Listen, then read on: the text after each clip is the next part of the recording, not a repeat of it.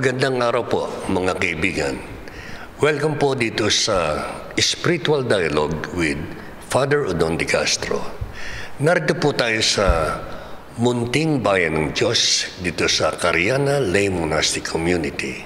Bago si Father, narito si Sister Tachi. Magandang araw po sa inyong lahat.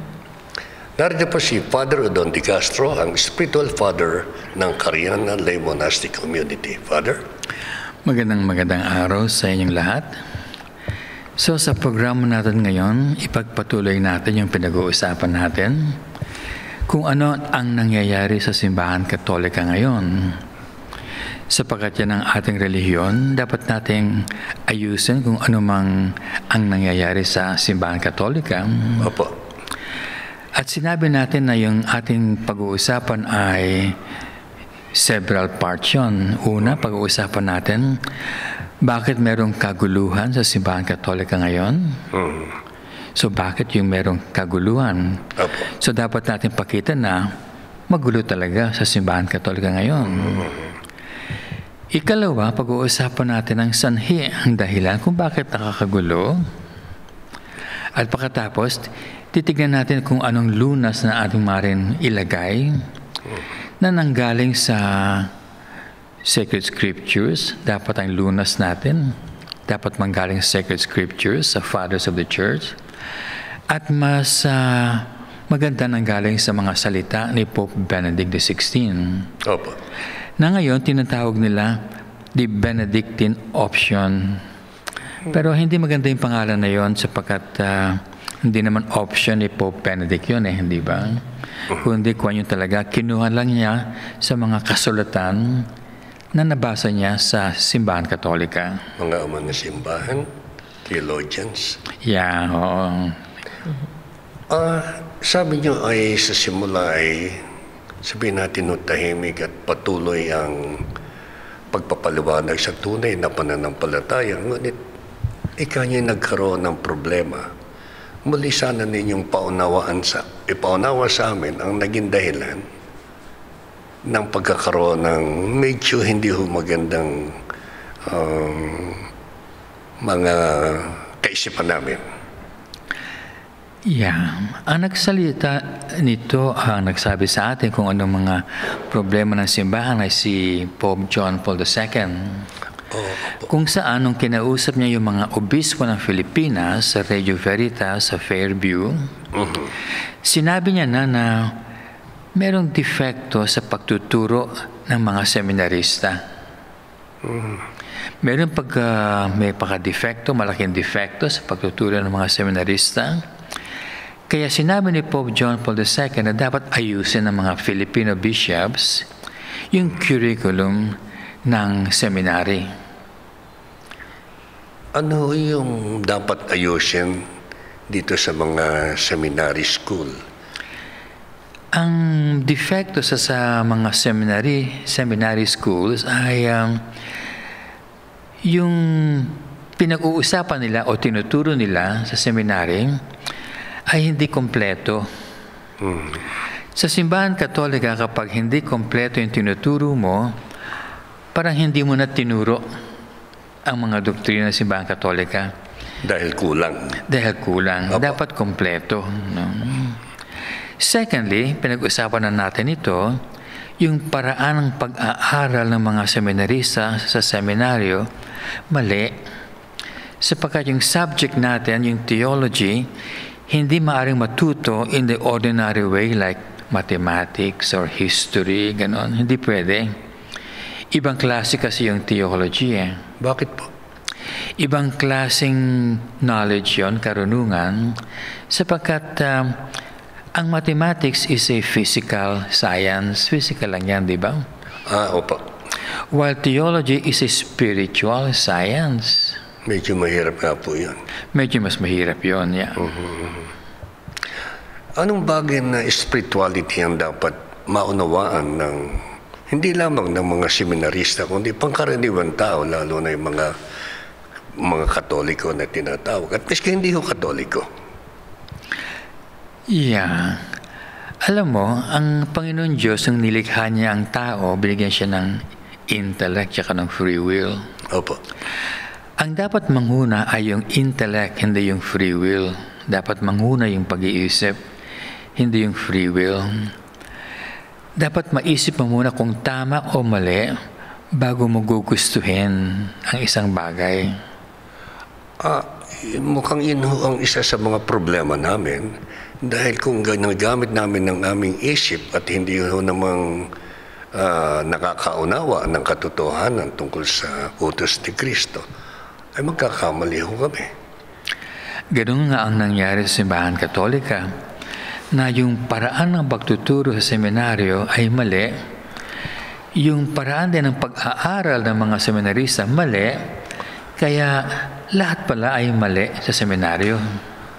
Anong dapat meron kami upang lubos naming maunawa ng tamang itinuturo sa simbahan, sa eskwelahan? Anong state of mind meron kami dapat? Yeah. Sa parte ng teacher, yung nagtuturo, dapat maganda ang kanyang pagtuturo. Opo. Dapat ayon sa Skritura, Sacred Scriptures, tsaka sa mga ama ng simbahan. Pero sa parte ng estudyante, mahalaga na yung pag-iisip niya, yung tinatawag nating logic, ay tama. Kanyang pag-iisip, logic ba yung pag-iisip? Opo, yung tamang pangangatwiran. Yung philosophy niya dapat tama. Opo. Yung paraan ng pag-iisip, tama.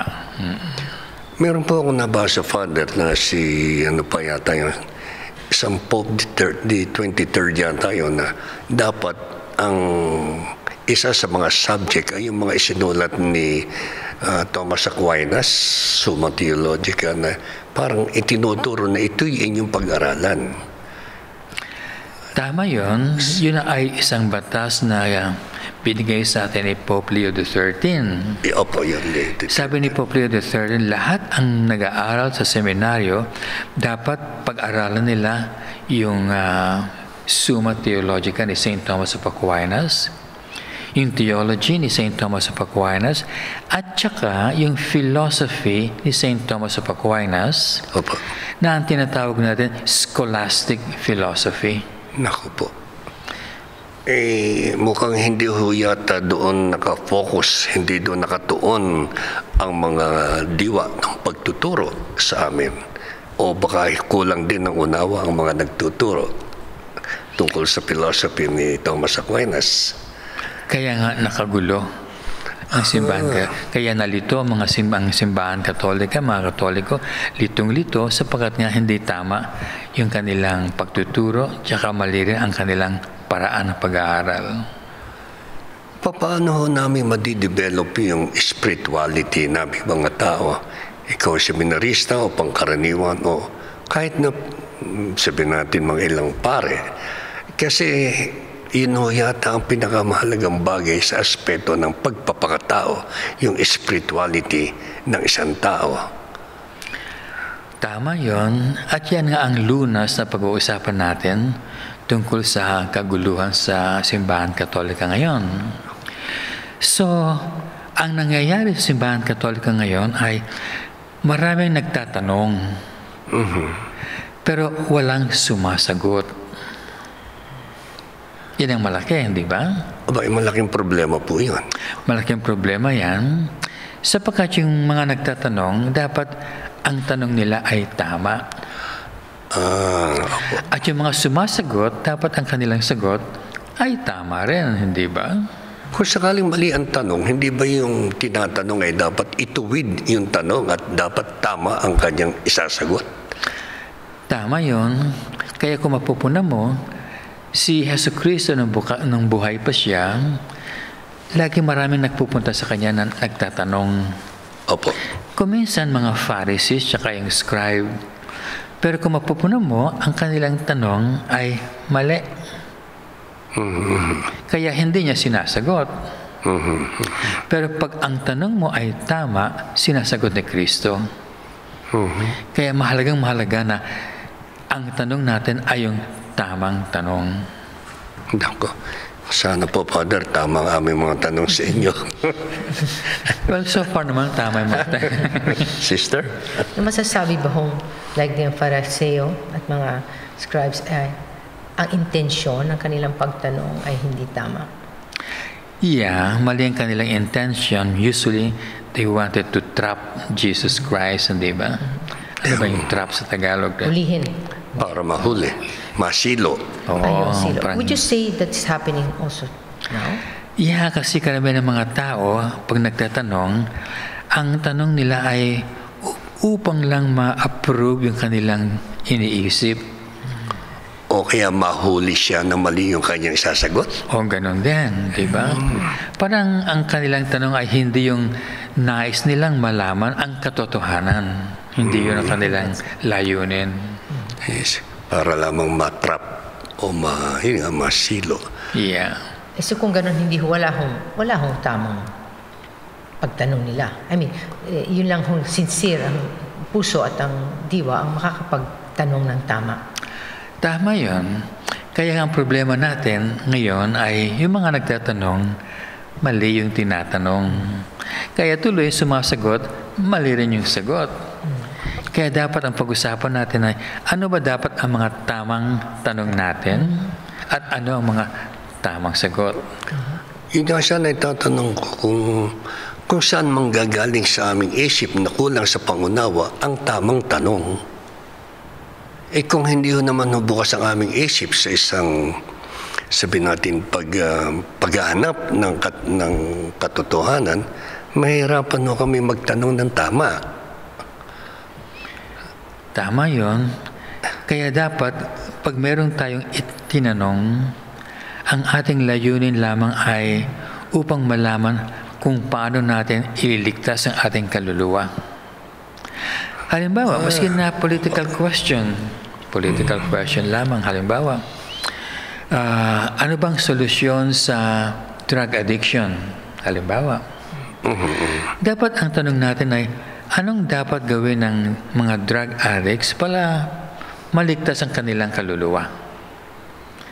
At ang sagot natin dapat, anong dapat niyang gawin upang maligtas ang kanyang kaluluwa? Dapat ganun yun. Kung hindi ho namin alam kung ako isang drug addict, hindi ko man ho alam na kinakailangan palang maligtas ang aking kaluluwa, sino po ang magpapaunawa, magpapalala sa akin sa bagay na yan? Ang dapat magpaunawa sa atin ay ang simbahan katolika. Ang mga pare natin, mga kaparian, mga obispo, mga kardinal. At ang problema nga natin kung bakit nakakagulo ay sapagkat hindi sila nagtuturo kung anong dapat itanong at kung anong dapat sagot. Medyo may kalalamin yata yung Father dahil kung ikaw ay lulon sa isang bisyo, sugal, katulad nung nangyari na sa sugal, ay parang natakpan ng isipan mo ng madilim na kung anong bagay na nagiging very destructive ang iyong iniisip. Yung pag-iisip natin, hindi maaaring matakpan. Maaari bang madinig talaga kung anong talagang dapat mong gawin, pero nire-reject natin. Pero hindi mo maaaring sabihin, hindi mo nadinig o hindi mo nakita. Maaaring nadinig pero baka sabihin hindi naunawaan dahil mayroong lambong na itim na bumabalot sa isipan ng tao. Kuminsan nauunawaan natin pero ayaw natin yung sinabi sa atin. Yung free will ang problema. Yeah, oo, yung free will. Ayaw natin. Sister? Would you say, Father, like sinabi mo dati, all problems are spiritual in nature. So, ang solusyon sa lahat ng problema ay dapat spiritual. Would you say that? Yeah, lahat ng problema ay spiritual. Kaya dapat ang sagot ay spiritual din. Halimbawa nga, yung drug addiction. Hanggang ngayon, wala pa tayong spiritual solution sa drug addiction na nanggagaling sa mga obispo, sa mga pare. Wala pa. Sister, 1 minute na lang tayo. Meron ho kayong sasabihin? Yun lang na, if it's spiritual in nature, yun ang kailangan natin talakayin at talakayin ng ibang tao tungkol sa kanilang mga problema, hindi po ba? Yeah. Kaya sa susunod siguro, pag-usapan na natin ano yung mga mga dahilan kung bakit nakakagulo ang simbahan Katolika ngayon. No? Tsaka solution. Yan ang mga kaibigan, sa susunod po ay pag-uusapan natin yung mga bagay-bagay na bakit nagkakaroon ng problema sa loob ng simbahan at marami pa pong bagay sa ikauunawa natin. Muli babalik po ang Spiritual Dialogue with Father Rodon De Castro dito sa Munting Bayan ng Diyos, Angkariana Lay Monastic Community. Salamat po.